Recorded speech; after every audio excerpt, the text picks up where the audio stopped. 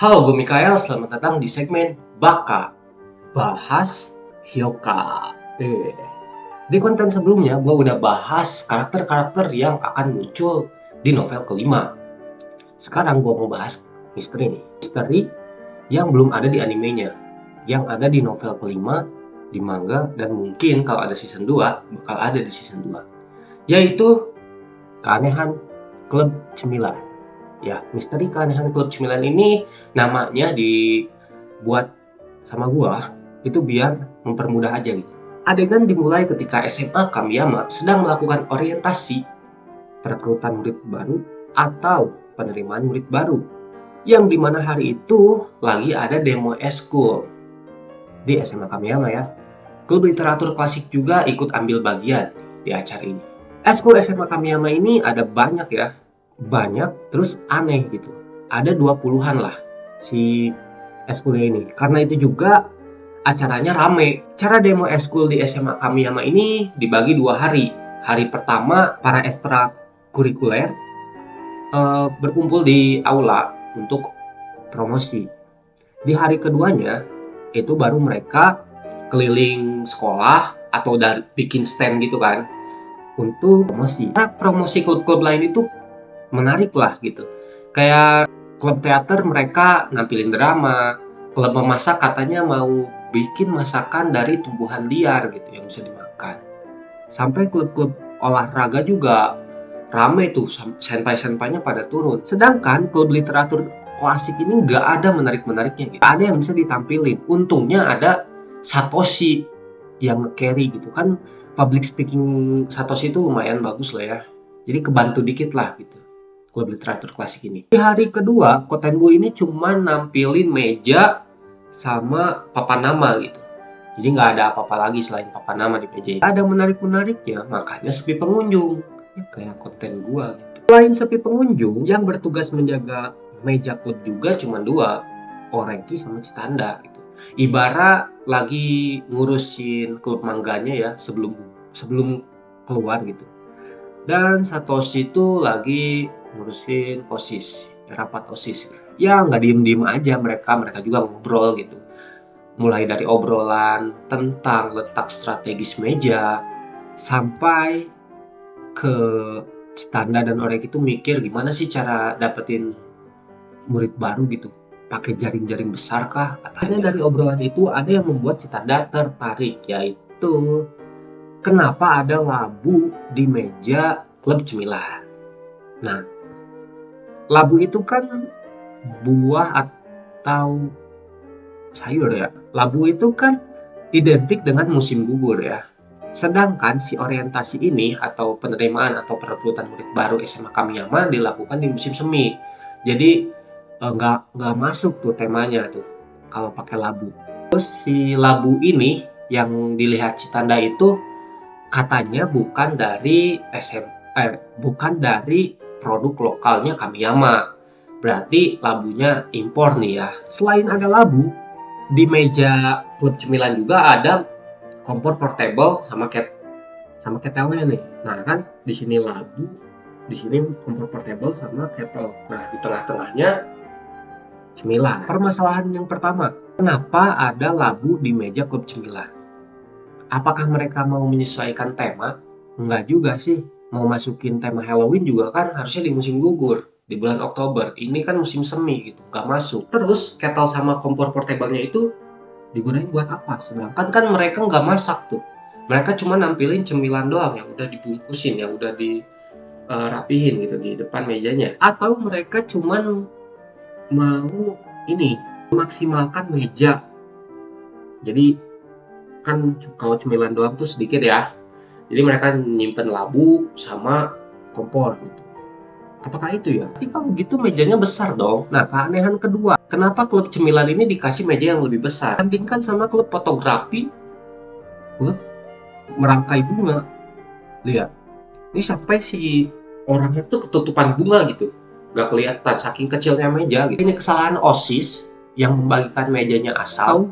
Klub cemilan ini meminta kasarnya menyuap OSIS untuk ditukar dengan meja besar. Atau juga karena ada banyak meja besar yang tidak terpakai, lalu klub cemilan ngambil meja itu. Nah, hipotesis pertama, Oreki mengatakan kalau klub cemilan itu meminta meja yang lebih besar untuk peralatan tambahan, yaitu api atau kompor ya. Supaya si kompor portable ini ketika digunakan, apinya tuh nggak merambat ke yang lain.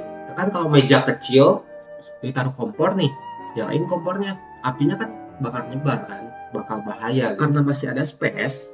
Nah, kan di sini kompor portable kan, ke-9. Nah, di sini kosong nih. Nantinya miring jatuh kan.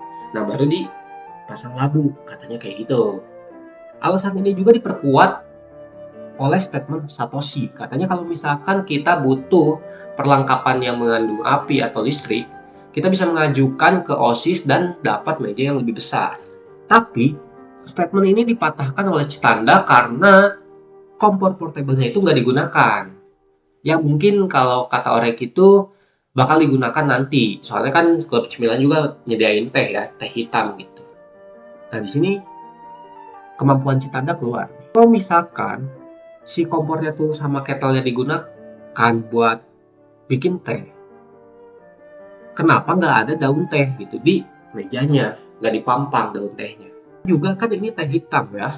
Teh hitam tuh cara pembuatannya agak beda gitu. Dia butuh kettle yang ada penyaring tehnya. Jadi kompor kettle-nya tuh nggak guna di sini. Oke, daun teh nggak ada, kompor portable sama kettle-nya tuh masuk ke labu dong.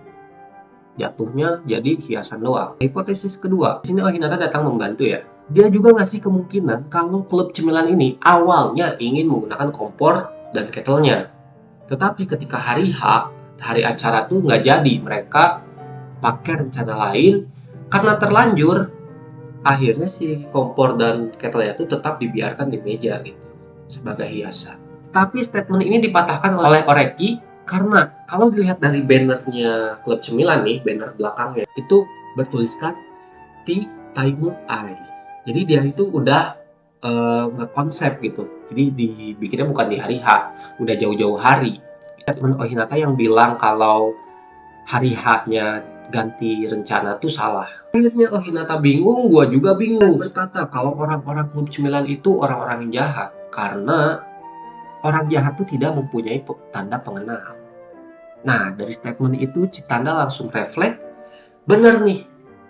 Dari meja begitu besar, ada cemilan, ada labu, ada kompor portable. Kenapa nggak ada tanda pengenal gitu?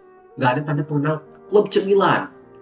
Kan klub literatur klasik juga walaupun kecil nih, mejanya ada lah gitu. Kotak kecil, klub literatur klasik atau kotenbu. Ini nggak ada sama sekali, kan mencurigakan tuh. Berarti permasalahannya tuh ada, kenapa ada labu? Yang kedua, kenapa ada kompor portable sama kettle? Yang ketiga, kenapa mejanya besar? Yang keempat, kenapa nggak ada tanda pengenal atau papan nama? Akhirnya, kesimpulan. Oreki menarik kesimpulan kalau meja itu bukan milik klub cemilan. Jadi ini udah ditukar nih si meja. Dan yang minta meja besar ini ya, itu juga bukan klub cemilan. Si meja besarnya ini kan buat kompor ya. Misalkan ditukar nih meja ya, kenapa klub cemilan nggak ya lepasin aja gitu labu sama kompornya gitu, buang aja. Karena mereka mau dicurigai OSIS gitu. Jadi dibiarkan aja si dekorasinya, nggak masang tanda pengenal klub cemilan. Jadi klub apa nih yang bertukar sama klub cemilan? Bayangin aja, klub apa yang butuh kompor? Gak banyak ya yang butuh kompor. Oke, gua minta kalian tebak ya. 1, 2, 3, 4, 5. Ya, klub masak. Di awal kan gue udah bilang nih, kalau klub masak tuh mau masak dari tumbuhan liar yang bisa dimakan ya. Tapi kok di mejanya nggak ada tuh hidangannya. Di meja klub memasak tuh nggak ada hidangannya. Bahan-bahannya udah ada nih katanya. Tapi masakannya nggak ada. Walaupun gagal masakannya kayak pahit atau kurang asin atau nggak enak gitu. Kan bisa dibuat lagi ya. Pakai resep yang lain gitu. Tapi ini enggak. Kenapa ya? Terus kenapa mereka ninggalin kompornya di meja yang lama gitu? Kenapa nggak dibawa aja? Cluenya ada di Oreki yang bilang masalah ini ada sangkut pautnya dengan makanan. Kalau masalah ini kejadian di restoran kamu, ya restoran kamu bakal hancur, bakal bangkrut. Nah apa ya? apa masalah yang berhubungan dengan makanan. Ingat, kalau makanan yang gak enak atau nggak bisa dimakan, itu kan bisa dibuat lagi gitu. Bisa pakai resep yang lain. Ini mah enggak gitu. Kenapa? Ya, keracunan makanan. Jadi kalau memasak ini meninggalkan kompor portable-nya sama ya dekorasi lainnya agar tidak dicurigai oleh publik. Kenapa ya? Padahal kan kasihan gitu yang keracunan. Terus dia juga nggak ngelapor ke UKS, nggak ngelapor ke OSIS. Karena klub memasak bilang, dulu tuh pernah kejadian kayak gini.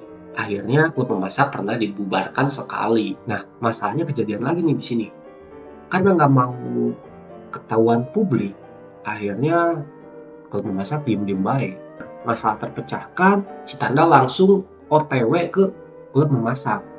Dilihat tuh orang yang keracunannya, Citanda print Irisu Senpai, minta tolong buat urus dulu lah ini nih orang keracunan. Soalnya kan Irisu Senpai juga agak ahli ya di bidang medis gitu. Oke, terpecahkan juga ya masalah ini yang asalnya dari kok ada labu sampai lah ini orang keracunan makanan. Untuk lebih detail kalian bisa baca di novel kelima Hyoka atau di manganya ya mulai dari chapter 76. Ya kalau ada season 2-nya mah bisa jelas lah ini cerita kayak gimana, soalnya rame juga gitu. Perlu diingat, misteri-misteri Hyoka ini bukan misteri-misteri kayak Sherlock Holmes gitu ya. Nggak berat banget, kayak misteri ringan aja gitu, misteri seputar sekolah. Next juga bakal bahas lagi misteri-misteri lain yang belum ada di animenya. Jadi pantau terus channel Sukirai di segmen bahas Hyoka. Nanti gue bakal bahas misteri alamat rumah Oreki atau Maneki Neko. Oke, stay terus. Gue Mikael, bye. Jadi labunya itu apa ya?